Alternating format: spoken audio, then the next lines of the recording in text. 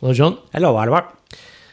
There's various ways of saying Mass, and the layout in the church has changed over the years. There was altar rails in churches years ago, and that's what we're going to talk about now. That's right.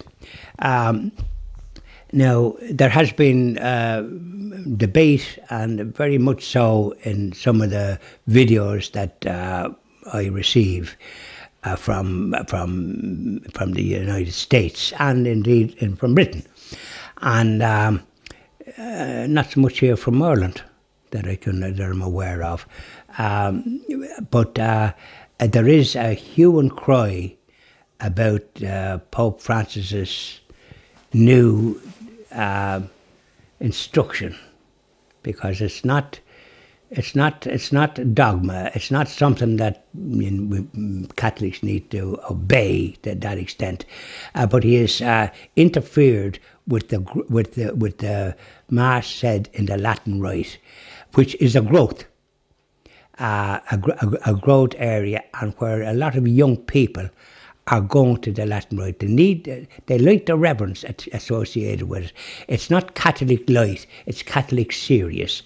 And from the point of view of the Mass, and the priest doesn't face the congregation, he faces the tabernacle. And the Mass is in Latin, but the epistle and the readings are then in English. And of course, when you have a little, oftentimes there's a little booklet provided where the Latin Mass is said, and the main stuff is there that you can follow it in Latin and English. And I think when I was young, I had a missal, and that you could follow the Mass because it was all in Latin. There was no other, there was the universal language of the church, so it was celebrated that way. And I was an altar boy, and I knew all the Latin words. But when you weren't, when you were not an altar boy, you had a missal, and if I remember rightly, there was English in it as well. And though somebody contradicted me, a lay person said that there wasn't a missal, but there was. So he wouldn't have been experienced and grown up in the time I was. So he would be going from some other information that's not accurate. So this is the important thing, that if you do away with the reverence, people have a need, if they're going to follow, if they're going to be a Catholic, to have the sort of reverence that was there heretofore. And it meant that there was altar rails, and when you received Holy Communion, you did so kneeling at the altar, and the priest, generally speaking, with an altar boy. And now we've altar girls, of course, which is good, but with a pattern under the chin to make sure that the sacred body, blood and soul of divinity of Jesus in the Blessed Sacrament. This is the great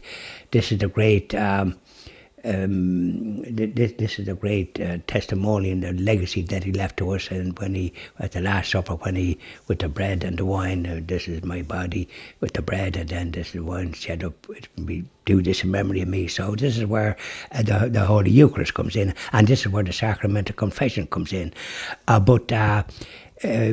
Because of the abandonment of the rites and the reverence and the rosary and benediction and men's and women's, all these things, and the removal of the altar rails paid for by the parishioners, to be inclusive, as the thought was, but it has had the opposite effect, that the people now practicing the Catholic faith in some parishes is absolutely nearly zilch, especially in Dublin. They have only had a few vocations in a city with up to nearly 1.5 million people, which is absolutely disgraceful. Mm-hmm. So they need now the bishops and people and that's charged with like what the apostles, who were afraid of their shadow one time, until they got the Holy Spirit, and suddenly they went out there and had no fear at all. So I do pray for the bishops and archbishops in this country that the Holy Spirit will guide them as well, so as to speak the truth and to have the Mass in every diocese in the country at least in 2 or 3 churches, to give people a chance to experience this marvellous gift that the Latin Rite performs, and the reverence that it brings to the people that experience it.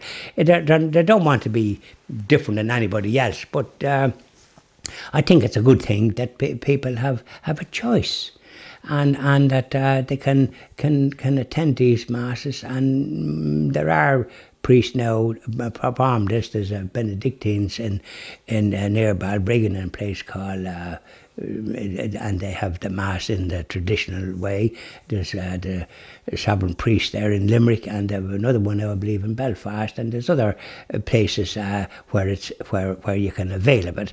And in Dublin, there was only in one church, Harrington Street. It should be in more churches, quite frankly, because people can't just travel to Harrington Street from other parts of Dublin. They'd want to have it in some other church, at least once a week, to have masses, and then this have one in the Latin Rite, that people might avail of it.